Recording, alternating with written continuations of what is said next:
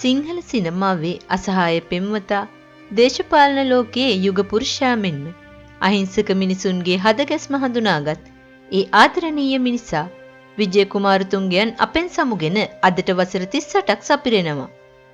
විජය කියන්නේ නිකම්ම නිකන් නළුවෙක් නෙමෙයි. ඔහු රිදී තිරේ මත පෙම්වතෙකු ලෙස රසික හදවත් අමන්දානන්දයට පත් කරද්දී තිරයෙන් පිටත අවිචාරී සමාජයකට එරෙහිව බියක් නැතුව පෙනී සිටි සැබෑ මිනිසෙක්. 1988 වර්ෂයේ පෙබරවාරි 16 වෙනිදා ඒ හඬ සදහටම නිහඬ කරන්නට මාරයාට හැකි වුණත් ඔහු තැබූ ඒ අමරණීය සලකුණ ලාංකීය ජනහදවත් තුළ අදටත් නොමැකී පවතිනවා. අද උදෑසන සිටම Facebook, Instagram ඇතුළු සෑම සමාජ මාධ්‍ය ජාලයකම පාහේ විජයගේ රුව රැගත් ඡායාරූප සහ වීඩියෝ ලැබුගින්නක්සේ හෝමාරු වෙමින් පවතිනවා. ඒ ඔහුට ජනතාව දක්වන අසීමිත අකලංක ආදරය නිසාමයි.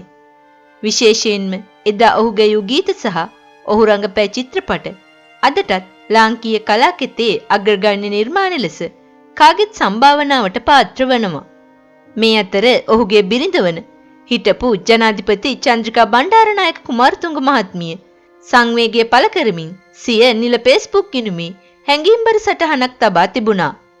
ඒ සටහන මගින් ඇය අතීත ආවර්ජනයක යෙදමින් තම දියණිය වන යසෝදරාට එම නම් තැබීම සම්බන්ධයෙන් විජය කුමාරතුංග මහතා සිරගතව සිටින කාලය තුලදී ලියූ සංවේදී ලිපියක් ප්‍රසිද්ධියට පත් කර තිබුණා. එම ලිපිය මෙසේයි. උපුටා ගැනීම. උඹ ඉපදුණු වෙලේ මම තීරණය කළා තිබුණේ උඹට යශෝදරා කියලා නම තියන්න. උඹට තියන්න නම් 100 ගණනක් හෙව්වත් මට තිබුණ එකම නම යශෝදරා විතරයි. මේ මිහි පිට ඉපදිලා රජසැප විඳලා පසුව කාත් කවුරුවත් නැතුව අනාථ වෙලා අසරණ වුණ කෙනෙක් යශෝදරා. ඒත් ඒ සියල්ල මේ ලෝකේ අසරණ ජනතාව වෙනුවෙන් ඉවසා වදාරගෙන සිටියා.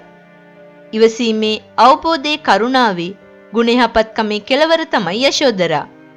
ආදරේ දයාවේ අසරණ භවයේ කෙලවරයි යශෝදරා. ඒ ගුණධර්ම වලින් බිඳක්වත් තිබුණොත් උඹ හොඳ මිනිස්සෙක් වෙයි. මට ඒ ඇති. මේ ලෝකේ ඉපදුණු කෙනෙකුට ආරක්ෂා කරගන්න ඕන එකම දේ මනුස්සකම. ඒ මනුස්සකම රැකගත්තොත් අපිට මුළු ජීවිතේ පුරාම සතුටු වෙන්න පුළුවන් වේවි. උපුටා ගැනීම අවසන්. ඉතින් මේ සටහනට ප්‍රතිචාර දක්වමින් බොහෝ පිරිසක් විජය කුමාරතුංගයන්ගේ මානව හිතවාදී ගුණාංග, නිහතමානී බව සහ රංගන ප්‍රතිභාව අගයමින් සංවේදී අදහස් පළ කරලා තියෙනවා දකින්න ලැබුණා.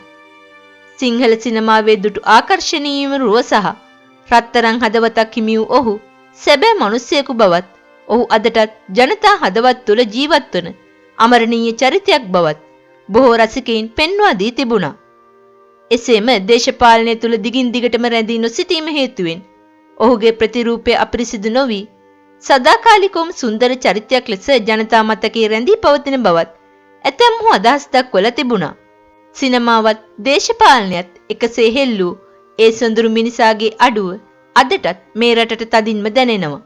වසර 38ක් ගෙවුණත් අදටත් ලංකාවේ වැඩිම පිරිසක් ආදරය කරන පුද්ගලයා විජය බව අමුතුවෙන් කිව යුතු නැහැ. ආදරණීය කලාකරුවනි, ඔබට අමා මහ නිවන් සුව ලැබේවා.